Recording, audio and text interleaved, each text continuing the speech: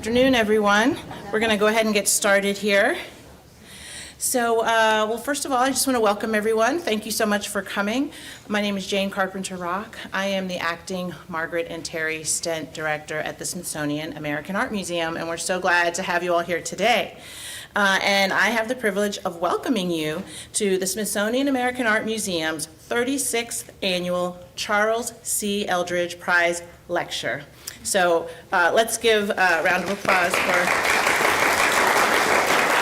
this. This is a great annual tradition here at the Smithsonian American Art Museum, so we're so pleased to be here once again this year. But first I will start by saying the museum gratefully acknowledges the diverse and vibrant Native communities who make their home here in Washington, D.C., the Native peoples on whose ancestral homelands we are gathered, and the labor of people who were enslaved in constructing the museum's historic buildings. The Eldridge Prize for Distinguished Scholarship in American Art is awarded annually in honor of Charles C. Eldridge, who was director of the Smithsonian American Art Museum from 1982 to 1988. During his tenure, he promoted scholarship through many channels, including exhibitions, the fellowship program, and the American Art Journal, which he founded in 1987. We are grateful to the museum's American Art Forum, a patron organization that supported this generous funding for the Eldridge Prize. The prize recognizes originality and thoughtfulness and thoroughness of research, excellence in writing, and clarity of method. It is bestowed on the author of a recent book-length publication that provides new insight into works of art, the artists who made them, or aspects of history and theory that enrich our understanding of artistic heritage. Before the speaker is introduced, I would like to thank 3 diligent jurors who selected the winner from among over 24 nominated texts. The jurors were Karen Mary Davalos, Professor of Chicano and Latino Studies at the University of Minnesota, Twin Cities; Amy Mooney, Professor of Art History at Columbia College, Chicago; and Laura Kinna, the Vincent DePaul Professor at the Art School at DePaul University. So let's give a round of applause for our jurors. I would also like to thank our SAM staff members who helped to make this event possible. They are Robin Veeder, Executive Editor of the American Art Journal; Sarah Morris, Managing Editor of the American Art Journal; Avriel Glass, Management Support Specialist in our Research and Scholars Center; and SAM's Public Events team. So let's also give them a hand. So without further ado, I would like to announce that the distinguished jury selected Megan A. Smetzer as the winner of the 36th Annual Eldridge Prize for her book, Painful Beauty, Tlingit Women, Beadwork, and the Art of Resilience, published in 2021 by the University of Washington Press. Congratulations.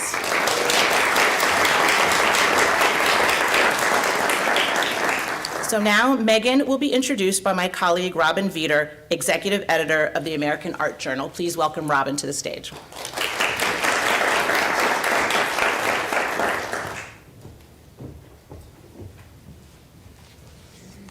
Thank you, Jane. And thank you also to Jane Selna and Ashley Carries of Joyful Signing, who are interpreting the event for us today. Hello and welcome to all of you in the audience. Please note there will be a Q&A after the presentation, followed by a reception in the lobby. But a little business before we begin. I would like to direct your attention to the emergency exits here and back there for all together. If you have not silenced your phone yet, please do so now. And one final piece of small print, I should add that the opinions expressed by the speaker are not necessarily those of the Smithsonian American Art Museum. It is my pleasure to introduce Megan Smetzer, who will be presenting material from and about the making of the award-winning book that we are gathered to honor, Painful Beauty, Tlingit Women, Beadwork, and the Art of Resilience. As Dr. Smetser will share, the research for Painful Beauty began with her PhD dissertation, which she completed at the University of British Columbia. I want to add that her work was supported by an impressive range of funders, including the Terra Foundation, the Otsego Institute of Native American Art History, the National Gallery of Art, and the Luce Foundation via the American Council of Learned Societies. She continued the research with a postdoctoral fellowship at the Canadian Museum of History. Smetser teaches art history at Capilano University in North Vancouver, British Columbia. In addition to previous teaching posts, Smetser has also worked as the acting curator for Western Ethnology at the Canadian Museum of History, as consulting editor for the Bill Holmes Center for the Study of Northwest Native Art at the University of Washington's Burke Museum, and as a collaborator on environmental art projects with social practice artists.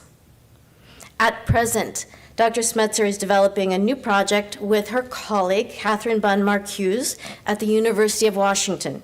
It will be an edited volume addressing Indigenous women's arts on the Northwest Coast, a project you can preview by looking at their essay in the catalog for the Hearts of Our People exhibition, which opened here at the Smithsonian's Renwick Gallery almost exactly 5 years ago. We are grateful to Aldona Janitis, Director Emerita of the Museum of the North at the University of Alaska, for nominating this book for the Eldridge Prize. Janitis described it as, quote, one of the most original and important publications on Northwest Coast Indigenous art history in the last 20 years. She added, it is, quote, a model of sensitive and ethical writing that should be emulated by the discipline. The jury heartily agreed, and in fact wrote a 2.5-page single-spaced letter praising the book. It's hard to choose among the superlative compliments, so I will summarize by saying they especially appreciated the author's accessible language and holistic approach, which includes community-based knowledge sharing, museum-based object study, and archive-based deep reading of primary sources. All of this informed by approaches from Indigenous studies and feminist art history. Let me take this moment to again thank the jurors who selected this from among 24 books nominated for the prize, and thanks to artist Martha Erickson for the hand-lettered certificate, which is behind me, but you'll be able to take a closer look in the lobby during the reception. Please join me in welcoming our speaker, Dr. Megan Smetser.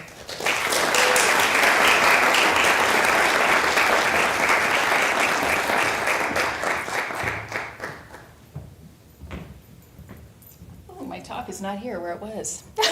Did you grab it, Robin? I think so. I could probably wing it, but I'm not going to.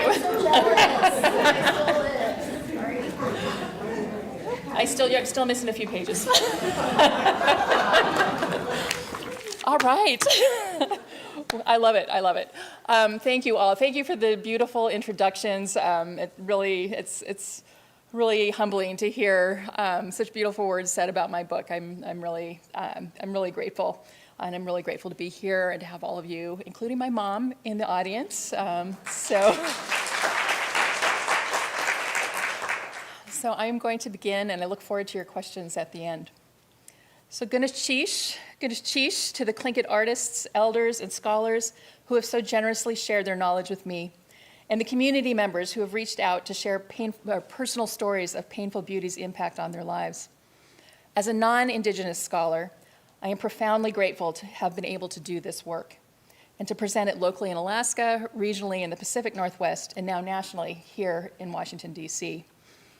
I humbly thank the jurors for recognizing that my book and the folks at the Smithsonian American Art Museum for providing the opportunity to highlight exceptional artists, past and present, from Tlingit Ani in Southeast Alaska. The intergenerational practice of beading has contributed in so many ways to the 21st century resurgence and expansion of Tlingit artistic expressions across diverse media. Though this is a regional history, it resonates throughout North America. Indigenous cultural practices, formerly dismissed as craft and women's work, are increasingly understood as active carriers of deep cultural knowledge. In many cases, they also embody resistance to and continuance through the often brutal enforcement of colonial assimilation policies. I'm going to take the next few minutes to locate myself in relation to the work and the context and relationships that resulted in this book. As a non-Indigenous scholar, I do my best to put into practice the concepts often referred to as Indigenous methodologies, which include being reflexive about my own positionality. Developing relationships built on respect, reciprocity, and responsibility are at the core of this endeavor. As art historians Heather Igloliorte and Carla Taunton note, this kind of work, quote, reinforces and reinscribes care and relationality through methodologies of visiting, learning, sharing, and engaging, end quote. I have been so fortunate to work with amazing artists over the years. These artists have entrusted me with their family histories as I write about their cultural belongings. I respect the boundaries around the knowledge that is shared or withheld. I return what I have written to those I have written about for comment, and I take responsibility for the words I put out in the world, considering both the benefits and the potential unintended harms. There's no single way to go about this work. Rather, it entails being aware of one's own subjectivity in relationship to the community and artists who are sharing their knowledge. To make amends if mistakes are made, to always remember that your priorities are not necessarily the priorities of the community, to be able to pivot if needed. Painful Beauty has been a labor of love, rooted in my Alaskan childhood, grown from homesickness, and nurtured by generous mentors throughout my journey. One of my earliest memories relating to beadwork is of watching Gwich'in Dene beater and knowledge keeper Catherine Peter brain tanning a moose hide in my childhood front yard, shown here, just outside of Fairbanks, Alaska. If you've ever had the opportunity to witness or participate in this process, which involves soaking the hide in boiled moose brain in water solution, stretching and scraping it, then smoking it over a low fire, it is a singular scent that you will never forget. Catherine was one of many interior Alaskan beaters I came to know through my mom's work with urban Indigenous organizations. Yet, despite this early engagement with the beautiful work made by Dene women, at 18, I was more interested in leaving Alaska for new adventures on the East Coast than enduring another cold, dark, and seemingly endless Alaskan winter. It wasn't until years later, as a graduate student in the art history department at Williams College, that I began to miss my Alaskan upbringing. I successfully proposed an independent study project focusing on Dene beading, which I believed was the first inquiry on an Indigenous topic in the program's history.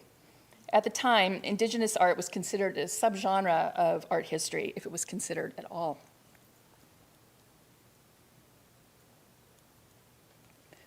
During my next trip home, I met Dr. Aldona Janitis, then director of the University of Alaska Museum of the North. Aldona agreed to supervise my independent study and encouraged me to visit the museum's collections for inspiration. I opened drawer after drawer of Dene beading until I came across one filled with a style of beadwork I did not recognize on a type of bag I had never seen. The collections manager explained that this was a Tlingit octopus bag, so named for the 4 pairs of legs. At that moment, I knew I needed to understand why I was unaware of beading practices in Southeast Alaska. Through my research, I learned Cree and Métis peoples from the Canadian prairies perfected the octopus bag in the early 19th century. This beaded form traveled with Indigenous peoples along fur trade routes to the Pacific Northwest. By the 1860s, Tlingit clan leaders had incorporated these bags into ceremonial practices, and Tlingit women began transforming floral beaded designs into patterns such as guiche, or seaweed. These patterns subtly affirmed Indigenous sovereignty over the lands and waters of Tlingit Ainee during U.S. military rule in Alaska from 1867 to 1884. So Aldona encouraged me to expand my research with art historian Dr. Ruth Phillips, then director of the Museum of Anthropology at the University of British Columbia. Ruth had just published a groundbreaking book on the 18th and 19th century history of Indigenous beading for the souvenir trade in the Niagara Falls region. Her work perfectly aligned with the work I hope to accomplish in relation to Tlingit beadwork. Ruth's mentorship was crucial, especially in a relatively conservative art history department, where the first question I was asked, skeptically and dismissively, by a senior faculty member was, "Why are you studying this?" My book, Painful Beauty, answers that question. Through a roughly chronological series of case studies, my book brings to light Tlingit women's beading practices for ceremonial use and for sale from the 19th century onward. I argue that these strong and resilient women maintained significant cultural knowledge and fed their families at the same time. Though overlooked in the art historical and anthropological literature, generations of beaders and their families have always known beadwork's significance. Tlingit women, combining new materials and their own creativity, set the stage for the contemporary revival or expansion of diverse art forms and the cultural values that bring these practices to life.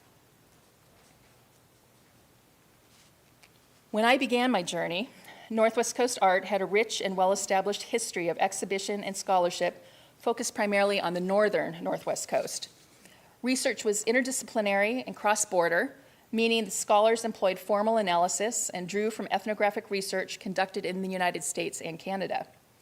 Art historians considered the aesthetics of historical works, and anthropologists the social contexts.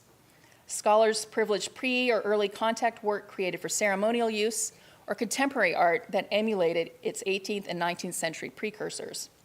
As this selection of book covers suggests, the carved and painted work, primarily created by men, totem poles, masks, and dugout canoes, was foregrounded as it fit into established hierarchies of art.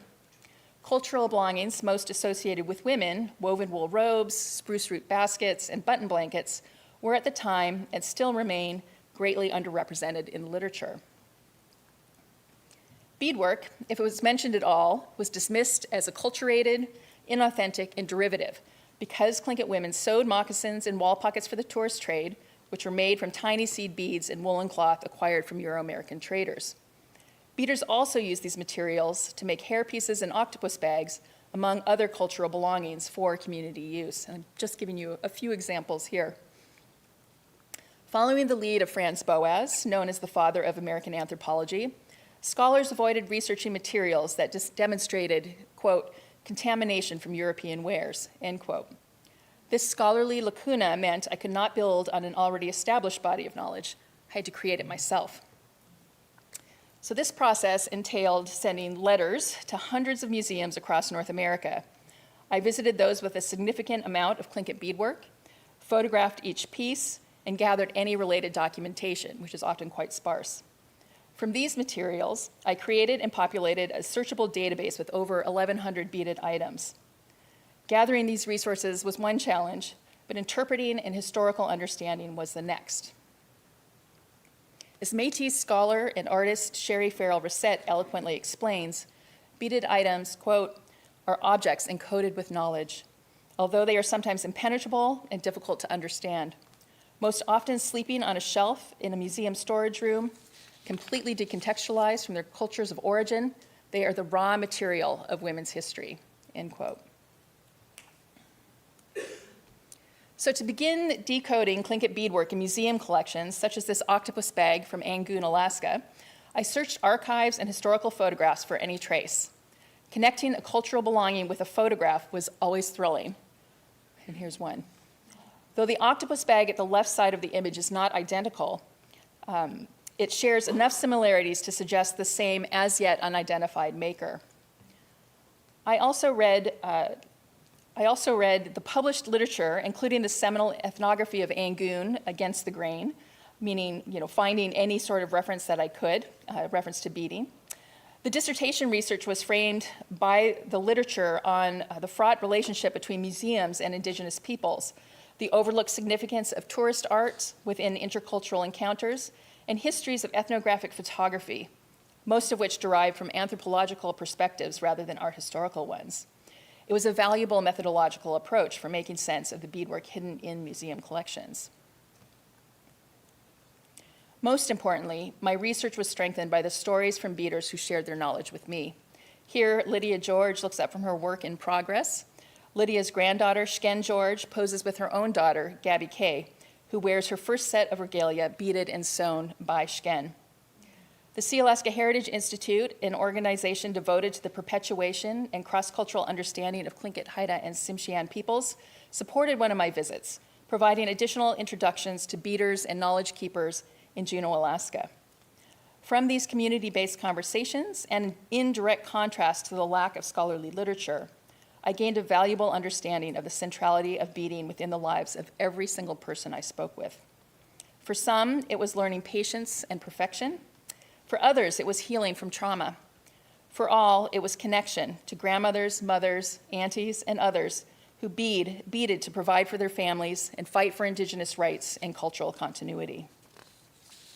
In return for this generously shared knowledge, I provided archival materials and photographs that in the early internet age were very difficult to access.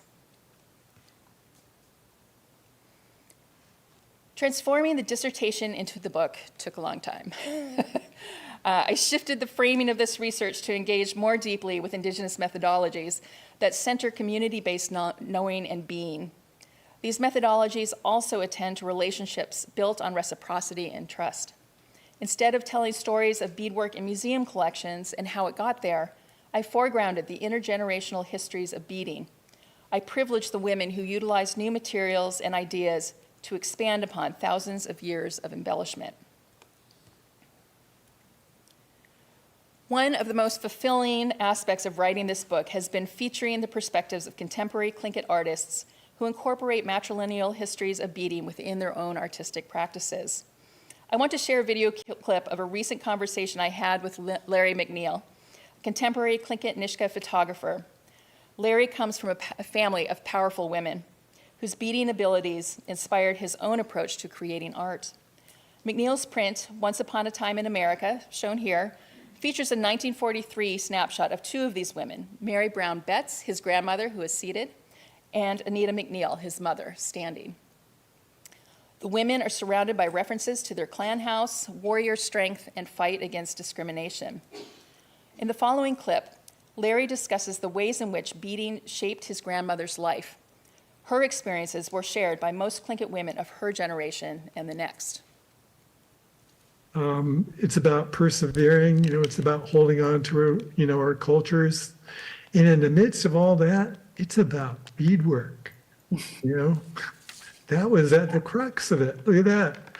The beadwork had to do with fighting racism, it had to do with making a living, it had to do with holding on to your dignity, it was all those things. To say, including culture, it's carrying on the cultural identity of the people, because it wasn't all commerce. A lot of it had to do with, the cultural aspect too, such as making regalia for family members.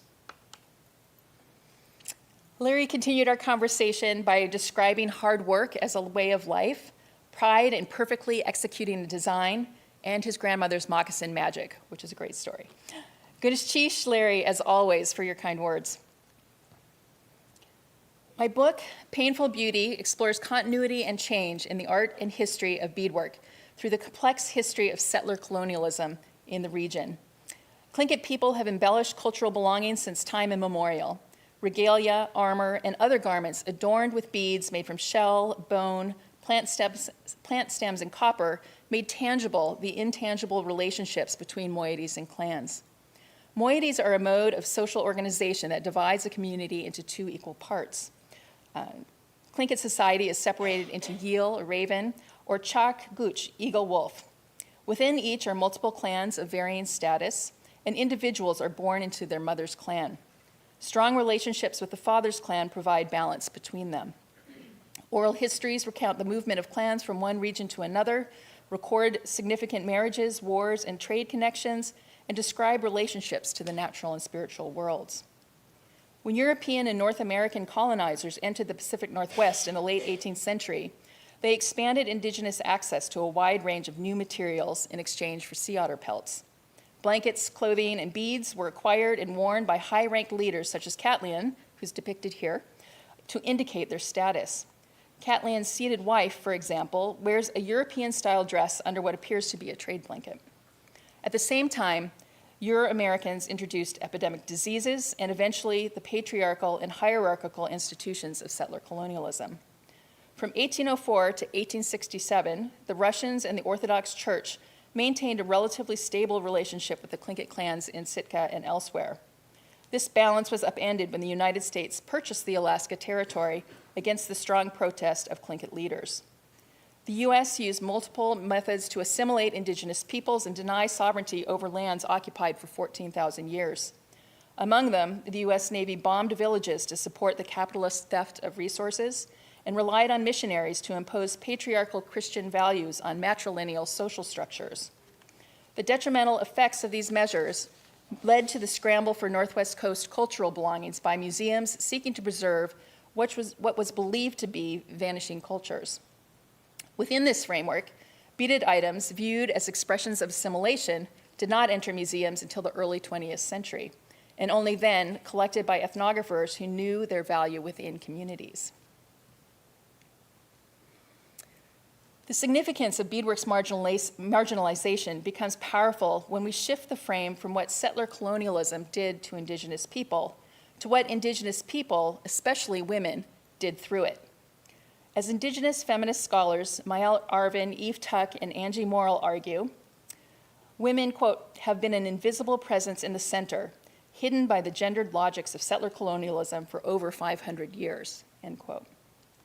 Louis Shotridge, a high-ranked Tlingit man and ethnographer for the University of Pennsylvania Museum, pointed this out in 1921. Quote, an invader might satisfy himself in saying that the native habits and customs have about disappeared, but could the lid of the true woman's mind be thrown wide open, there would be seen the mystic veneration of her art still alive and active, end quote. Tlingit women were deeply affected by the oppressive laws and institutions. Simultaneously, they created a body of innovative beadwork that maintained cultural values, which in turn have enabled their descendants to flourish. In rethreading these beading histories, I draw on significant Tlingit cultural values to foreground the ways in which women used beadwork to navigate the increasing pressures of settler colonialism in ways not often understood outside of Tlingit communities. As Chickasaw Choctaw art historian Heather Atone notes, quote, the framework needed to analyze an Indigenous aesthetic must come from within the cultures themselves, end quote. Here, I share ancient Tlingit cultural values identified and updated for the 21st century by a panel of traditional scholars. Ha'ani honors and utilizes the land, recognizing that humans exist in relationship with all animate and inanimate beings. Ha'latsini acknowledges the strength of mind, body, and spirit, drawing from the warrior history of Tlingit people. Ha'shuka is both forward and backward looking in terms of honoring ancestors and future generations.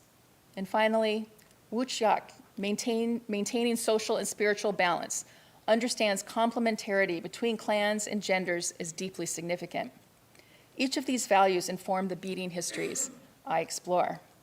So with all of this in mind, each chapter utilizes a single object that illuminates beading practices within specific histories and contemporary contexts. As most of my research draws from beadwork and museum collections, the greater part of the text examines late 19th to mid-20th century practices. The ways in which contemporary artists reference the beading practices of their mothers and grandmothers frame other aspects of the book. One of my favorite stories relates to this pair of 19th century deerskin moccasins embellished with blue silk ribbon, red wool, and seaweed designs beaded in turquoise and black. Housed at the University of Pennsylvania Museum, they are accompanied by some documentation, a rarity for beadwork associated with tourism. The museum catalog indicates Mary Sharpless Schaefer acquired the moccasins in 1888. A label associated with the footwear states, moccasins made by Indian women of Sitka, Alaska. Cramped handwriting in the accession book records, the sailing of the vessel prevented the maker and donor from completing the second S. When these invaluable scraps of information are woven together, they evoke an important encounter, constrained by times and steamer schedules.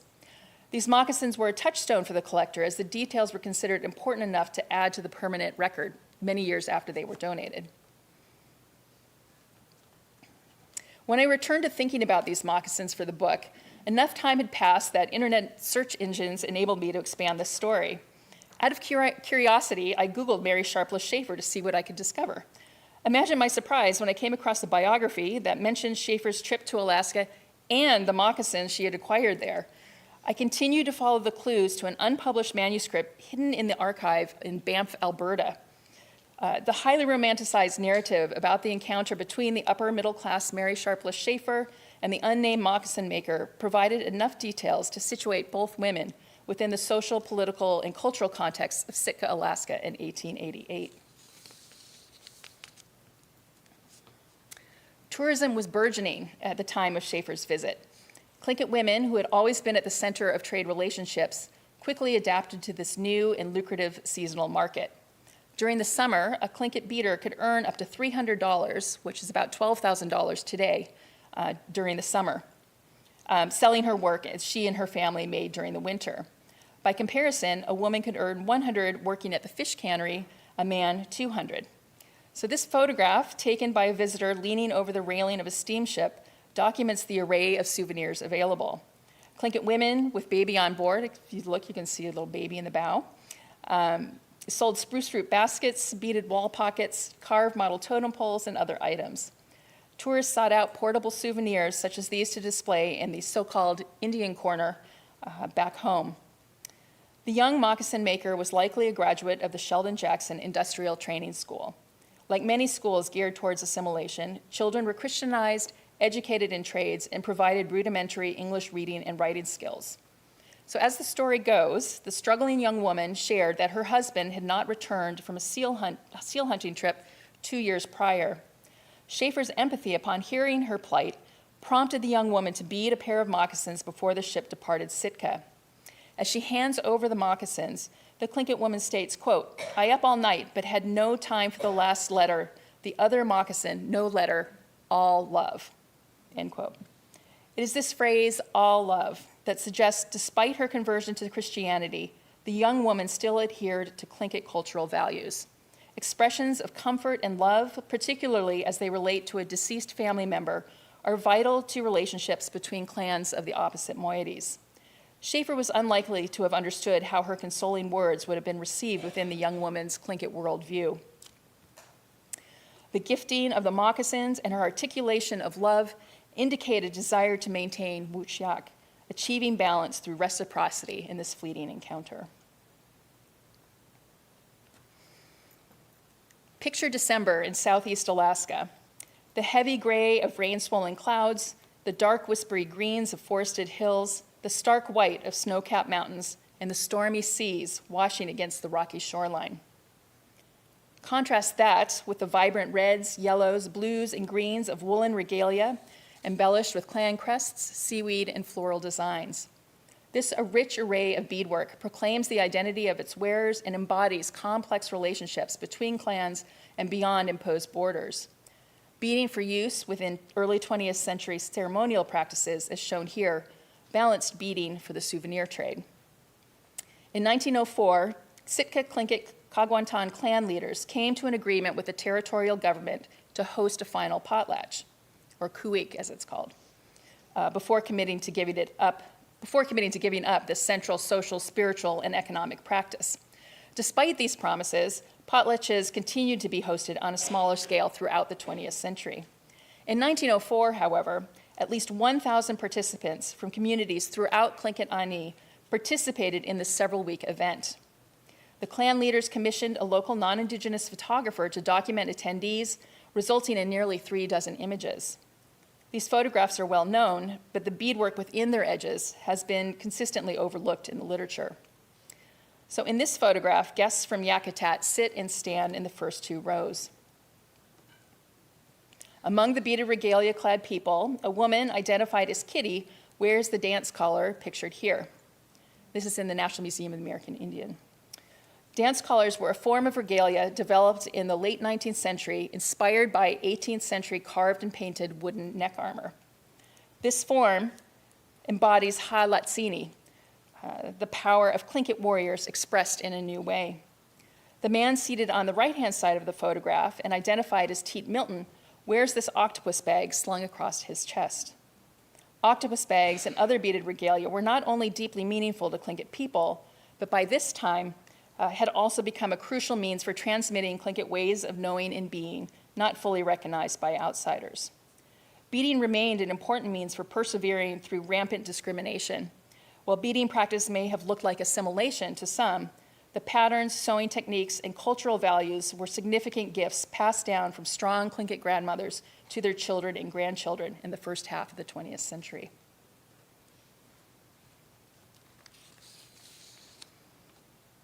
A deep respect for the tangible and intangible gifts received by contemporary artists from their foremothers runs through the artworks framing the next two chapters. Generations of Tlingit women have used the power of beadwork to feed their families and affirm thousands of years of connections to the land and its bountiful resources. Two ephemeral fragments, a family snapshot of a mother and daughter posing with beaded moccasins, and a paper beadwork pattern lovingly protected within a battered fruitcake tin, inspired the poignant and powerful artworks by Larry McNeil and Tanis Silton. These artists were critical to my revisioning of the histories of Tlingit beadwork from the mid-20th century to the present. I was first drawn to Larry McNeil's print, Once Upon a Time in America, because of the 1943 snapshot at its center. This homage to the perseverance and strength of Tlingit women depicts his mother, Anita McNeil, standing in the red dress, holding a pair of moccasins. His seated grandmother, Mary Brown Betts, focuses on beating the next pair. McNeil writes, quote, "You always hear about Tlingit warriors and how fiercely they defended their homelands. Guess what? Their mothers, sisters, daughters, aunties, and grandmothers are where that fierceness and intelligence originates. They are the true ones that make us Tlingit who we are," end quote. McNeil visually reinforces the warrior spirit of these women, photographed at the height of World War II. To the left of the snapshot, he amplifies the service flag hanging in the window. The two blue stars represent the family members serving overseas. The lower left corner includes a reference to 18th century wood slat armor, highlighting the continuity of Tlingit warriors through shifting battlegrounds. While Tlingit men were fighting abroad, Tlingit women fought their own battles at home. In this case, the fight for equal education. McNeil underscores the intelligence of his matrilineal line by referencing his clan house, the Keet Gushi Hit, or the killer whale Finn house, at the upper right. The overlaid text documents his mother's academic abilities. It reads, quote, "Once upon a time in America during World War II, my mom was among the first Tlingit to attend the Juneau schools, and she dominated her classmates academically. Her white teacher told her she was not pure enough," end quote. Anita McNeil became the valedictorian despite the racism she faced. Mary Brown Betts beaded moccasins so her daughter could stay in school rather than drop out to help support the family. McNeil's work embodies the intangible, intergenerational knowledge that fueled so much beading in the mid-20th century. I knew from archival research that more than 500 women from every community in Southeast Alaska beaded thousands of pairs of moccasins and other items. Beadwork was sold through the Alaska Native Arts and Crafts Cooperative from the 1930s to the 1970s. Here, I'm showing the cover of the 1940 catalog, featuring model totem poles. By this time, totem poles had become iconic symbols of the entire region. Records from 1939, however, indicate that items sewn from fur and leather, including beadwork, outsold wood carving by about 3-to-1. Just lost my place. Tlingit women built on the cultural and economic practices developed during the late 19th and early 20th century tourist trade and adapted them to new circumstances. These women used the federal structures put into place by the Indian Arts and Crafts Board, meant to alleviate some of the economic effects of the Depression on Indigenous communities. Many contemporary artists I have spoken with, including McNeil, shared memories of watching or helping their grandmothers with beaded work. As part of my methodological practice, I scanned and emailed archival records documenting the beadwork Anita McNeil and Mary Brown Betts had sent to the Alaska Native Arts and Crafts Cooperative to sell. In response, Larry noted, quote, "I was kind of smiling to myself because I noticed that my mom's production dropped a little just after I was born in May 1955. That explains some of the cycles of work because she had 8 kids in the midst of all that," end quote. By foregrounding the intergenerational creation of beadwork in pursuit of a better life for their children, the print also represents the concept of Hashuka, honoring ancestors in future generations. Through their teachings, beaders from this era provided an essential thread of continuity for the contemporary expansion of Tlingit arts, utilizing both customary and new materials. Photographs of Tanis Silton's armor-like coat modeled on a vintage Vogue pattern intrigued me at first sight. Markedly different from the large-scale multimedia installations she is known for, the coat embodies Silton's ongoing commitment to envisioning the resilience of Tlingit people in innovative ways. Octopus bags served as the inspiration for this coat. Silton acknowledges women's central roles within historical trading relationships that brought octopus bags and other forms of wealth to the coast. The octopus pattern sewn to the coat's collar emphasizes this perspective. This pattern and others like it adorn moccasins made for sale throughout the 20th century. Using industrial-grade felt for its construction, the coat also honors the strength of Silton's matrilineal Luknakadi, or Koho clan. The strip of turquoise hanging from the left sleeve represents Silton's mother, Maria Ackerman Miller. A renowned beater and weaver, the blue stands in for Miller's weaving signature, a geometric pattern woven in the lower corner of a nahin, or chilkat robe. The sea star shape of the coat's hem, freshwater pearls, abalone, and grommets representing octopus suckers evoke ha'ani, the thousands of years of environmental knowledge developed from the beauty and bounty of the ocean's edge. During a visit, Tanis mentioned that she had a fruitcake tin filled with beadwork patterns that dated to her great-grandmother's era. I was nearly brought to tears when she brought it out. I had been told of coffee cans and other containers filled with patterns, but this was the first time one had been shown to me.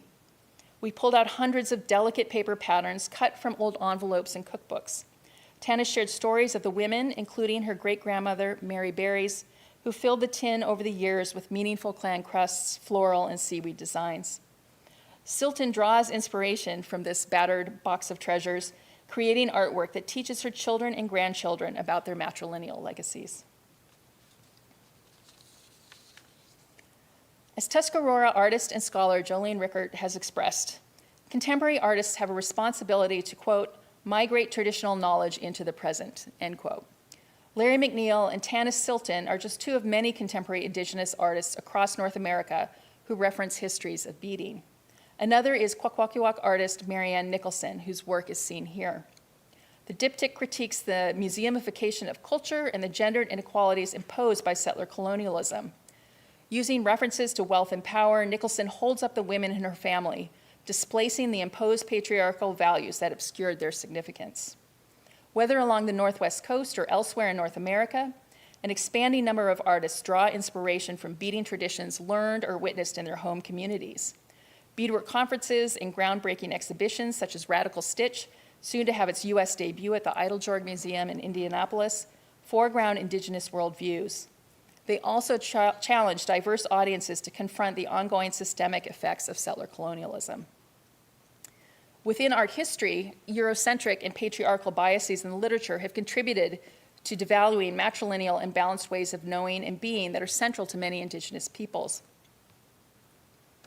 In 1921, Tlingit ethnographer Louis Shotridge pointed to these biases, underlying the critical role women play in holding artistic and cultural knowledge in ways not recognized by outsiders. He writes, "The life of the white man came over the Tlingit people like a great thunderstorm, and in the wake of this, the man found that all of his old occupations in which he had excelled had been destroyed. Thus, all hopes within him began to disappear. The pride of excellence remained, however, with the woman," end quote. Indigenous communities have always known the critical work women have done and continue to do in order to maintain cultural knowledge. Beading along the Northwest coast has been one significant means for doing so. As more Indigenous scholars enter the field of art history and contemporary Indigenous art practices gain increasing attention within and beyond North America, Indigenous methodologies offer significant lessons. As Maori scholar Linda Tuohy Smith wrote in her seminal 1999 book, Decolonizing Methodologies, for far too long, scholarship has been extractive and beneficial to settler scholars rather than the Indigenous communities they study. Conducting ethical research, no matter one's ethnic background or area of specialization, is of vital importance given our current reality. As I noted at the beginning of this talk, there's no one way to go about doing this work. The importance lies in relationships built on reciprocity, responsibility, and respect. In our increasingly fractured world, finding what connects us one to another and to the places we call home, no matter how long we have lived there, are crucial for moving forward in a good way.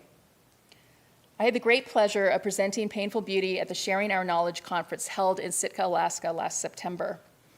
As the questions and comments from the audience made clear, this book represents just one of many ways in which beading has been understood in Tlingit Ani. It lays the groundwork for additional community-based scholarship that connects more deeply with Tlingit language, clan histories, and other pressing concerns. It has been an honor and a privilege to do this work, and I'm excited for the work yet to come. So Gunesh Chish to all the Tlingit people who spoke with me over many years and shared their knowledge. This is a list of people I worked with. And also just a shout out to Shken George, who's woven octopus bag. I'm showing you here. Shken is going to have a solo show at the Alaska State Museum in 2026, and I am honored and privileged to be working with her on writing about this show. So I'm super happy to be continuing my relationship with Shken. And Shken, if you're out there, thank you.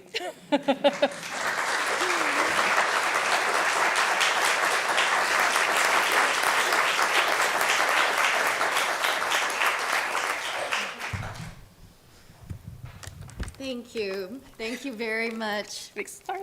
That's all right. No. Thank you very much. Stay with me. Stay. Stay. So we have time for some questions from the audience. If you have a question, please go to one of the microphones on either side of the auditorium, or if it's difficult for you to get across, you can raise your hand and a microphone will come to you.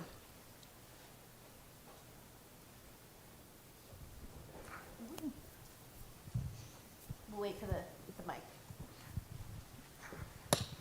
You obviously are at pains to talk about how you are not Indigenous and how you have to respect the Indigenous.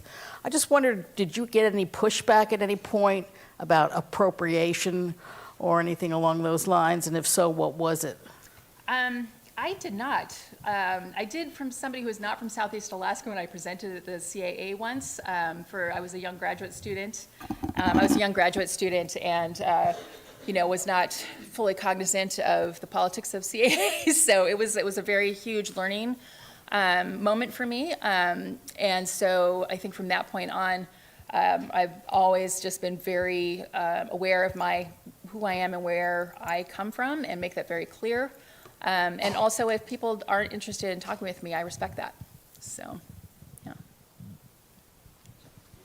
Yeah, I'm sorry if this is an obvious question. Where do we go locally to see beadwork like this? The NMAI actually has quite a large collection of Tlingit beadwork. I don't know how much is on display, but there was a man named George Thornton Emmons who was part of the U.S. Navy, but he was also an amateur ethnographer.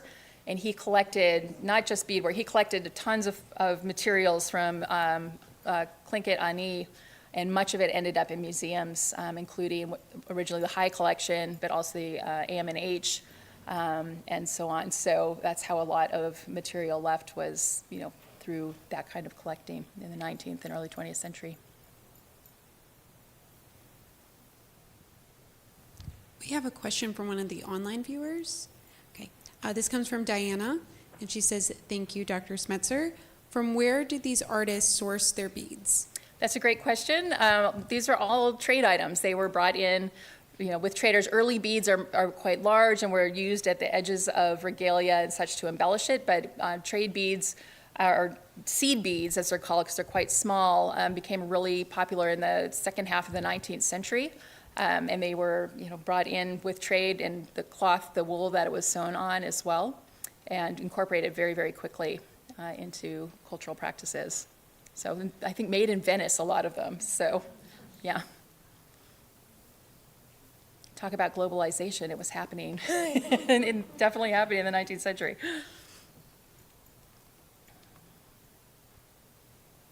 Other questions in the room? No question here?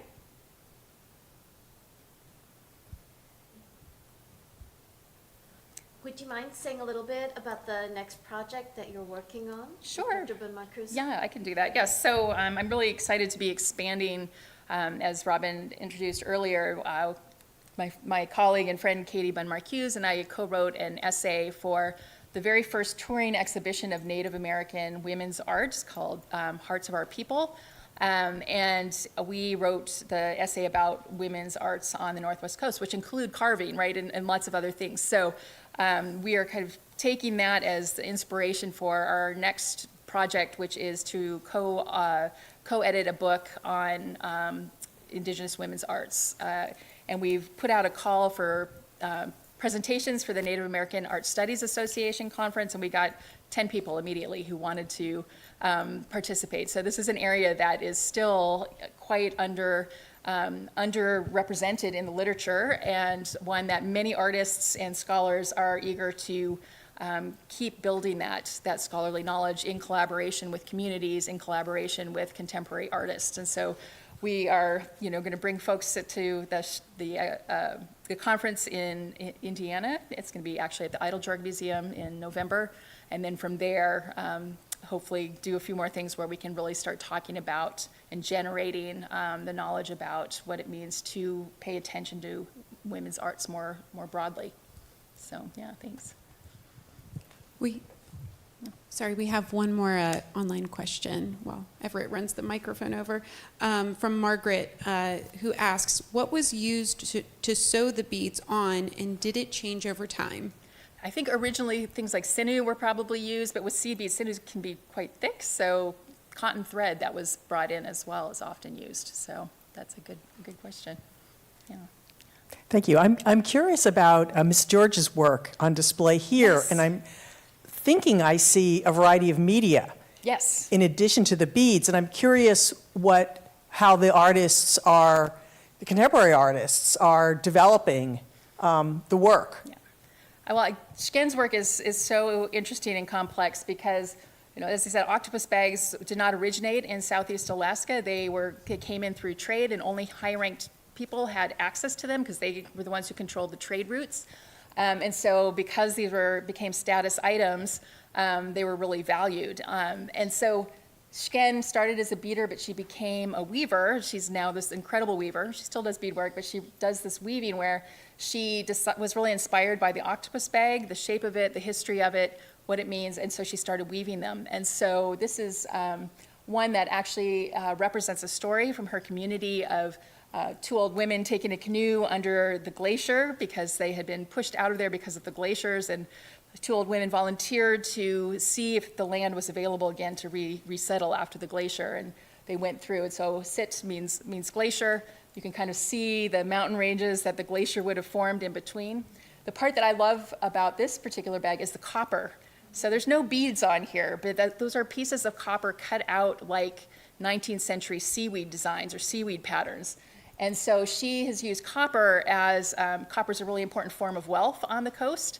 And so she's representing women and their wealth by showing that history of trade, showing the innovation that they bring to the process by using copper. And I think you can argue too that these seaweed designs, seaweed is a really important subsistence food, right? And the people who gather subsistence customarily were women and children, right? So when the tide would go out, that seaweed would be gathered. And so again, it's, that deep ecological knowledge that she's also referencing here that is with women. So multiple layers of ways of thinking about this particular bag. But she's also included buttons on there for the button robes, sea otter fur at the top to reference that history as well. So it's a really rich work, and every one of her works is equally profound in terms of the various things that she references. Yeah.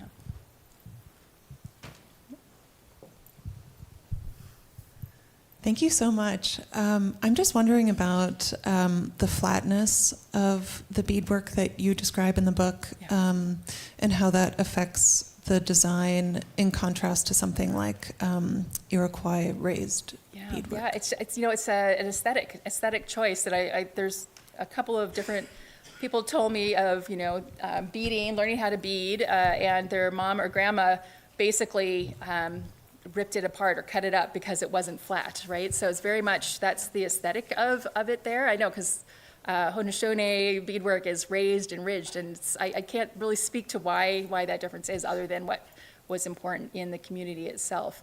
By one of the women I spoke with told me that even after her mother lost her eyesight, she would still, feel the flatness of the beads and tell her if she did a good job or not. So that was Emma Marks, is the beader, the grandmother or the mother. She was a very renowned beater in Alaska in the 70s and 80s. Yeah. All right, one last question.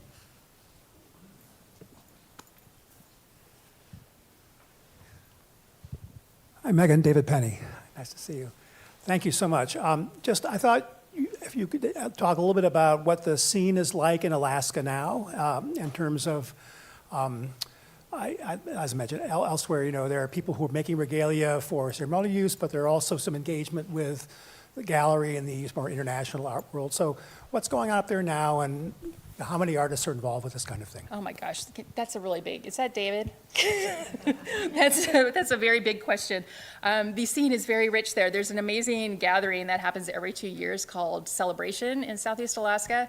And it started in 1980 when the elders were very worried about the children losing that knowledge. And so they started, just a small number of people started gathering to pass on, they started children's groups and pass on the songs and so forth. It has now exploded, and it is a huge event. Thousands of people go. There are regalia making workshops in the lead up to it. There's dance groups that are both clan-based but also community-based, and they're training up the children. There's a few years ago, there was a toddler regalia review that happened, and that is like the highlight. If you've never seen anything more adorable than 50 little toddlers wearing their most beautiful woven and beaded and buttoned regalia. It's really incredible. So that's a big thing. Recently, they started a fashion show now because there are some fashion designers who are coming out, and so that's part of it now. There's a seaweed contest to see who can make the best black seaweed.